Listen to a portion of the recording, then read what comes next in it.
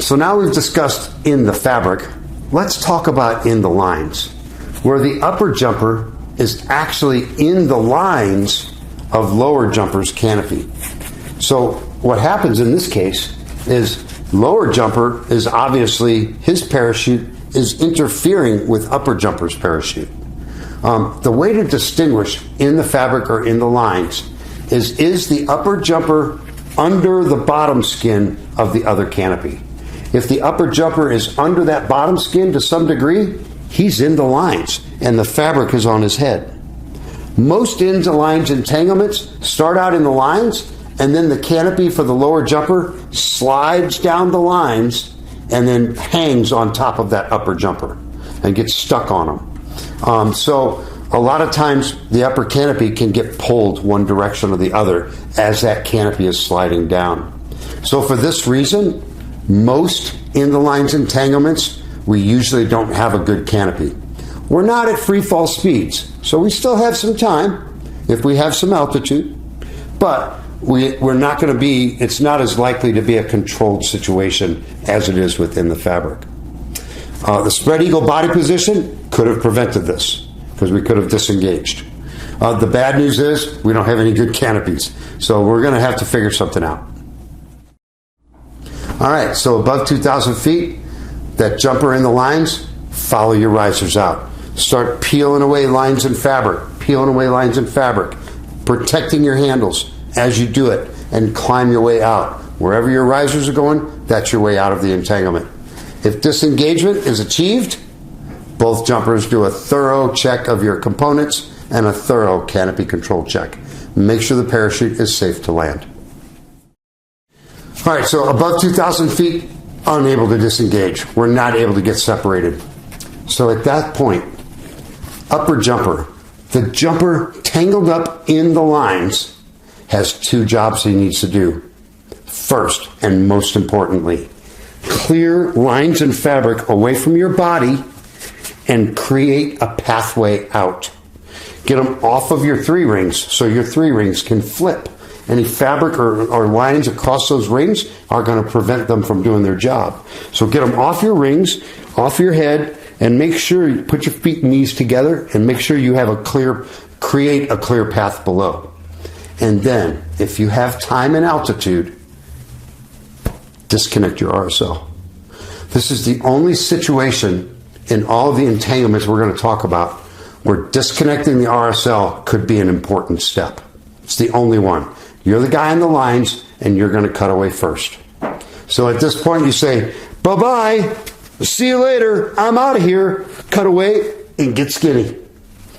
Every single time we've had the guy in the lines cut away first, that jumper has cleared the entanglement. Now, that's not a guarantee. You may not clear the entanglement. You may still have a line caught on you somewhere that you didn't see. And you may start tumbling. Well, guaranteed, when you cut away from an entanglement, you are going to tumble. That is a guarantee. So there's going to be tumbling involved. And at some point, if that reserve is already on its way out and you haven't gotten clear of that first canopy, well, it could entangle. So for that reason, we want to disconnect that RSL. If we can find it, if we have altitude, and we have enough time. If you can't find it, move on. Get to the next step. If you cut away and you do not clear that canopy and you have lines or something following you and trailing you, make only 2 attempts to clear it. 1, 2, and if it doesn't clear, reach over and fire the reserve. Add fabric right now. Don't wait till you get too low that the reserve opens and saves your life, but then the other canopy entangles it because you didn't have any time to do anything about it. So once we're at this point, and if it doesn't clear me after 2 attempts, fire that reserve. Let the free bag do what it does. Let it get that reserve out and get it off your back and get it open. Then, now, we have a little bit of time to deal with this main, either to pull it in or to get rid of it or to gather it, whatever we got to do so that we can control our reserve. But the big thing is, don't get fed up, don't get caught up in trying to get rid of a parachute that you burn hundreds or thousands of feet that you may need after the reserve is open. Once the first jumper in the lines cuts away, usually the entanglement ends and lower jumper gets to stay on their main as long as it's not damaged. The reason is the jumper in the lines is what's tying the canopies together. Once you eliminate that jumper, you eliminate the tie point.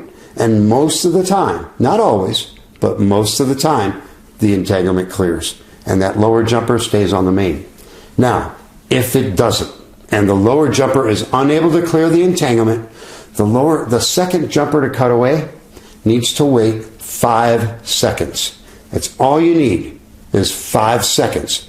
Give that first jumper time to clear, get stable, or get a reserve out, and start to fly in a direction. If you wait a minimum of 5 seconds, when you cut away and head down that way, that jumper is probably not going to be there. I've never seen the other jumper anywhere near the second jumper if they waited at least 5 seconds. Once both jumpers have cut away, first and foremost, steer clear of each other. But also, you've got canopies up there on the way down. So if you can make eye contact with them and avoid them, that's a good idea as well. All right, so this next video, we've got the boys in Florida. They're going to do an in-the-lines entanglement here. I'm not exactly sure how they did this. He kind of came in from the back in some way. It's very bizarre. Either way, it's going to demonstrate what an in-the-lines entanglement may look like.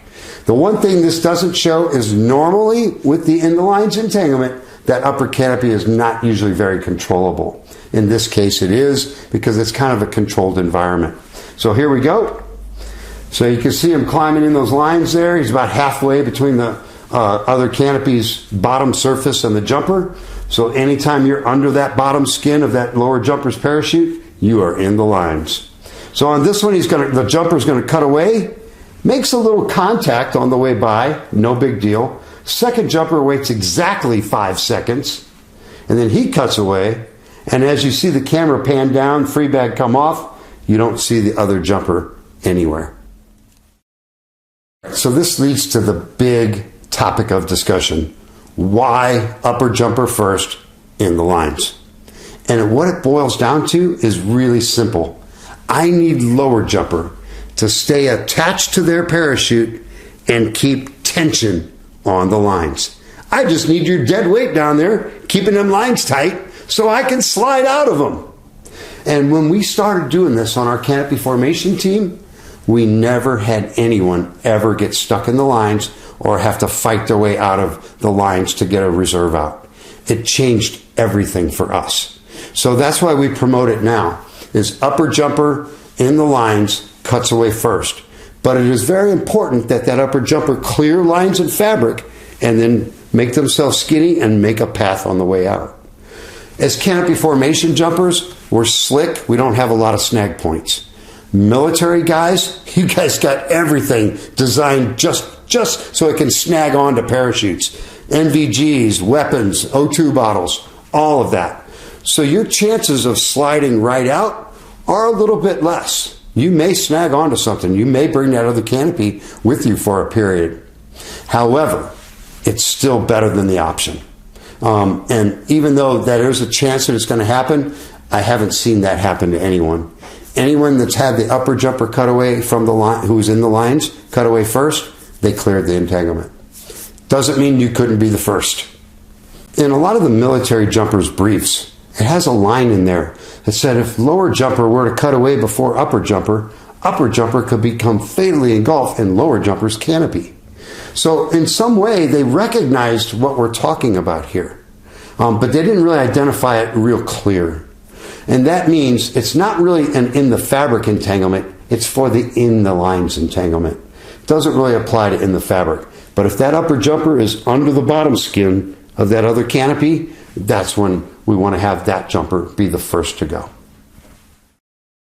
So this first entanglement, this is a military demonstration team.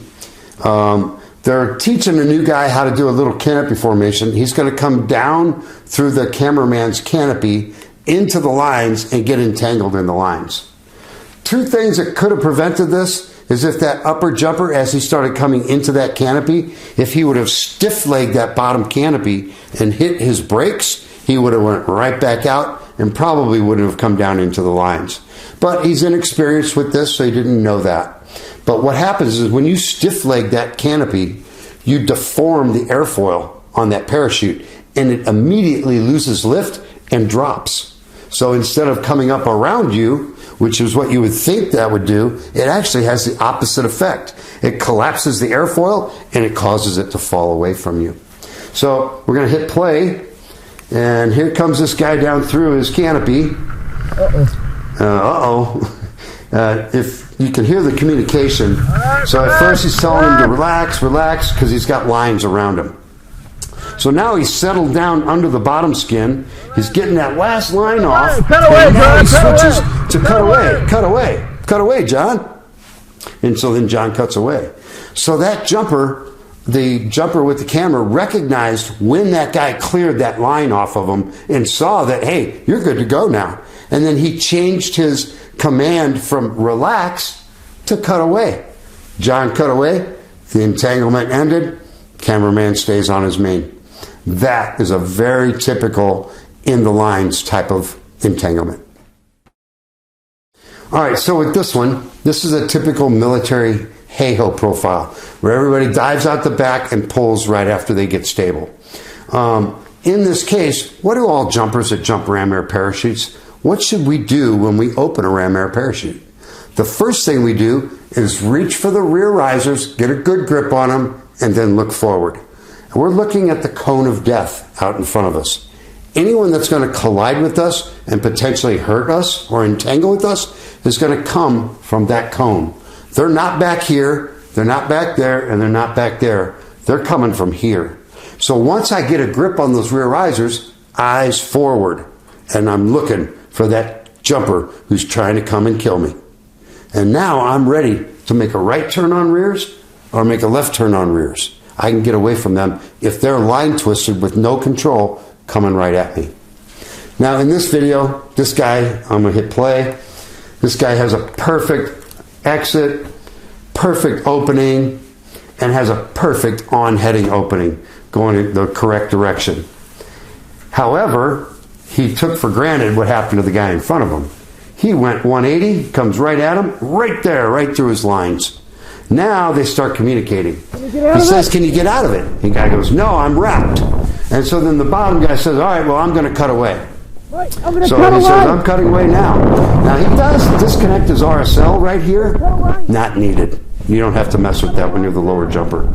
So he goes ahead, he performs the cutaway, and now the bottom guy has a good reserve, but he left the top guy with that main parachute tangled up in his main. So I like the fact that they communicated. I like the fact that they made a decision and executed. Awesome. Not exactly how I would have done it. In my opinion, that wasn't in the lines entanglement, and I believe that the upper jumper should have cut away first. Because had the upper jumper cut away, he would have cleared the entanglement, and lower jumper would have most likely stayed on their main. But because we had lower jumper cut away from an in the lines entanglement, all of those lines in that canopy went up into upper jumper's canopy and started interfering with it dramatically. Now, I was able to interview someone who knows who this was, and they said that jumper was able to pull all that other canopy down out of his lines and get it down and in control. Now, they didn't say how his landing was, but I assume he wasn't injured. But he went through a lot of extra danger and hassle that I think would have been avoided had we had the jumper and the lines cut away first. Again, I'm good with what they did. They haven't heard this particular view of how to deal with this. They did what they were taught and they executed. So good on them. All right, so this next group here, some of you guys may have seen this on Friday Freakout. So we've got two jumpers attempting to do some canopy formation. I think the jumper in the green may have had some coaching, and he obviously, it seems like he may have heard this seminar before. But the jumper in the yellow is probably the least experienced of the two. So I'm going to go ahead and hit play, and we're going to see this upper jumper. He kind of just flies right through lower jumper's lines right here, spins around in front of him, and now he's stuck against the front of the other jumper's canopy. So at this point, the two canopies are stuck together. At this point, no one has passed through any other canopy, so they're not actually entangled. But upper jumper, for some reason, doesn't really do anything. Lower jumper's communicating. Upper jumper's not communicating. Upper jumper's not really doing anything. He's just kind of hanging here and slapping at the fabric. He needs to get busy, because now he's going to put himself in a pretty tough spot. Once that lower jumper cuts away, we're going to watch upper jumper's camera, and we're going to see what happens to upper jumper here. So as soon as that lower jumper cuts away, watch where all the lines go. They come right up and all over him. If we look right here, we got that fabric in his face. It's making a lot of noise. This kid is pretty lucky here that and none of this fabric grabbed onto that nose ring. Would have ripped that thing right out. So here's the other jumper. We got good eyesight here. But you notice this jumper is not really doing anything. He's just like, most of the time he's got one hand holding the riser while the other hand just kind of slaps at the fabric. That's not how you do it. You get busy. Start moving fabric. Start lifting things away. Protecting your handles. But right here, once that lower jumper cuts away, now he's got lines all over him. That other canopy is up in his lines, interfering with his parachute, and he is wrapped in the lines of the other guy. Before that lower jumper cut away, that upper jumper was not even entangled. So the lower jumper did what he had to. The upper jumper gave him no options here. And so lower jumper's like, well, if you're not going to give me an option, I'm out of here. Give you something you're going to do something different. You'll notice here that he's got a line right in front of his face that he doesn't even see. It happens to be caught on his hook knife, as you can see right there. I would think that would be a very important line to clear, especially right in front of your face. But this guy's, he's pretty hyped up right now. He's got a lot going on. He's probably never been in anything remotely as scary as this. So right here, he does a cutaway. I'd like to see at least an attempt to pull the reserve in this situation, but he obviously opens up good on his reserve. And if you look at where his hook knife used to be, it's gone. That line took the hook knife with it. Fortunately, the main left and didn't interfere with the reserve deployment. There's a couple things we can glean from this particular entanglement. The first one is, you're that upper jumper, you got to do something. You got to get busy. I believe that this jumper was paralyzed with indecision. One, he didn't know what to do. Two, he didn't know how much of what not to do. So he just kind of sat there. That lower jumper was communicating, trying to get him to do something. And then once that upper jumper didn't do anything, lower jumper had to leave and put him in a bad situation. Sometimes the upper jumper can be up there moving and doing stuff and then go unconscious. It's very common in an entanglement to get a line or fabric around the neck of the upper jumper and actually put them out. This has happened to a number of jumpers. So if that upper jumper is moving and communicating, or at least conscious, and then you see him go limp, the only way you can get that jumper to wake back up and potentially save his life, or maybe yours as well, is to cut away or open your reserve and release it. You've got to get the tension off of their neck so that they can wake up and do something. Now, they're going to wake up to a nightmare, but at least they'll wake up. All right, so with this video here, it's pretty interesting. These guys were trying to build a military stack. They got going towards each other, and instead of turning left potentially, the jumper turns right and goes right through the lines of the other jumper. So I'll hit play. Here we go. He turns right, goes through the lines, out the other side. Then the lower jumper's canopy comes down on his head and releases his right riser. The upper jumper has already disconnected RSL and cuts away right there. You see him go tumbling out. The other jumper waits 5 seconds, determines that, hey, I can't land this, so he cuts away right there. And you can see the second jumper still had his RSL hooked up. So in this case, we asked I was actually the witness this. We asked the first jumper, so why did you turn right instead of left? He's like, well, in jump school, they told us that if you're going to have a collision with another jumper, you always turn right. I'm like, awesome, you followed your training perfectly. Now let's add some additional training. You can go left. You can go up. Going back to this option between 1,000 and 2,000, a lot of military groups use that. So for an in-the-lines entanglement, it is possible that this would be a controlled situation, that two jumpers could land under one canopy. I'm actually going to show you a video in just a few minutes where that would be possible. However, it goes back to, what is the situation? What are the conditions of the wind and the air? What are the conditions of the landing area? And how much control does that upper jumper have? Does he have any control? If I had the option, if I'm above 1,000, I'm going to go ahead and cut away and use my reserve if I have that option. But there may be a reason why you have to stick with that other jumper. So now let's get to the part where we can't pull the cutaway handle anymore. We're below 1,000 feet, but the upper canopy is controllable. And we could land two people on that upper canopy. For the military, these are usually pretty big parachutes, so we have a lot of margin there. For a sport world, if that guy's on a Valkyrie 79, this is going to be a tough one, you know. But if he's on a Sabre 190 or a 230 or something like that, well, that's absolutely big enough for two people to land under and walk away potentially, depending on what the surface is like.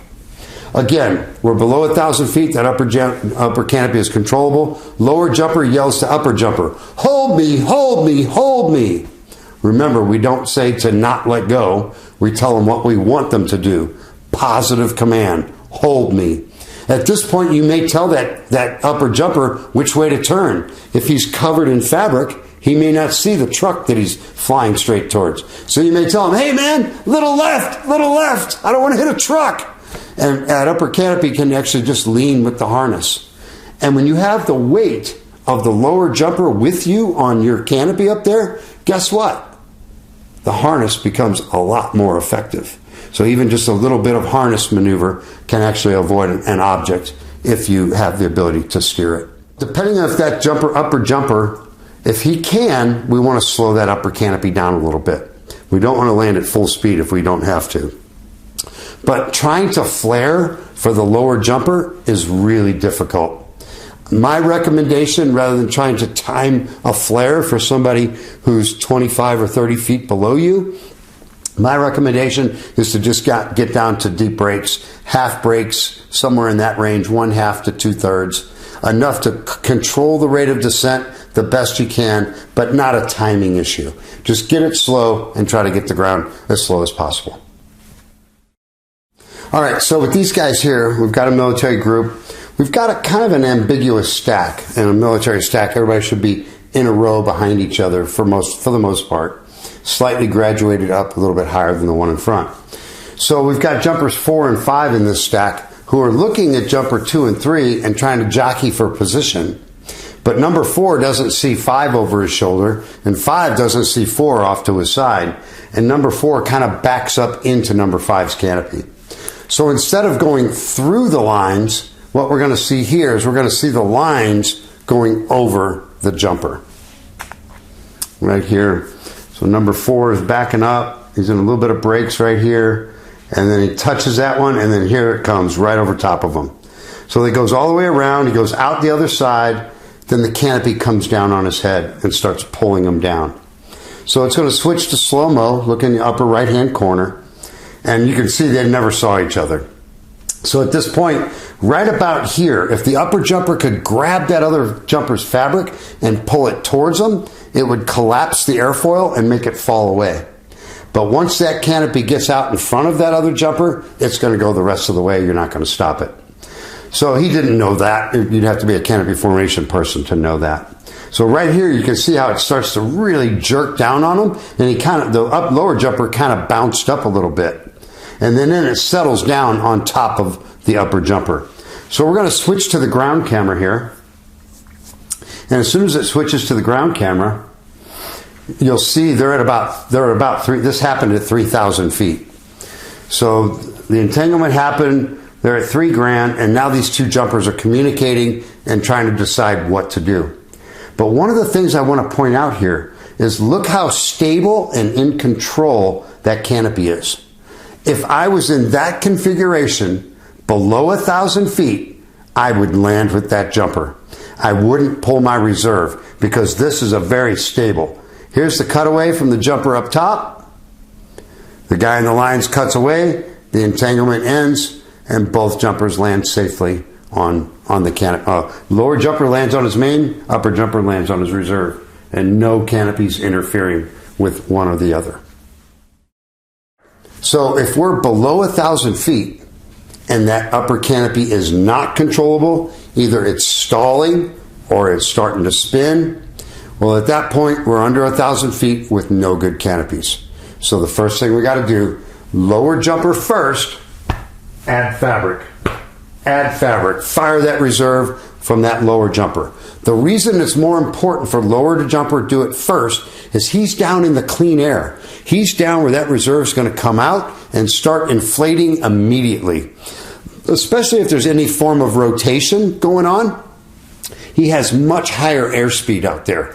So that reserve can get out, get open, and even below 600, 700 feet, that reserve could open up, grab both jumpers, catch both of us, and then now we both could land safely under that one reserve parachute.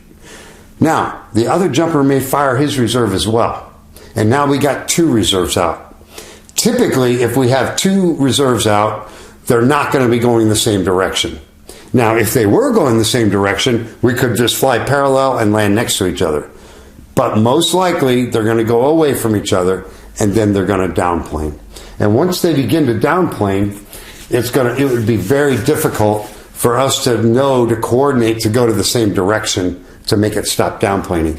So that's the part where the jumper that lower jumper can release the entanglement. And then they both can separate and land safely under those open reserves. But again, I want to remind you, you have a duty to that other jumper to make sure you're not the only good canopy. Because if that other jumper doesn't have a good main or a good reserve that comes out, you need to catch them and bring them down with you and save their life. Obviously, this is a duty to other jumpers that we all need to carry.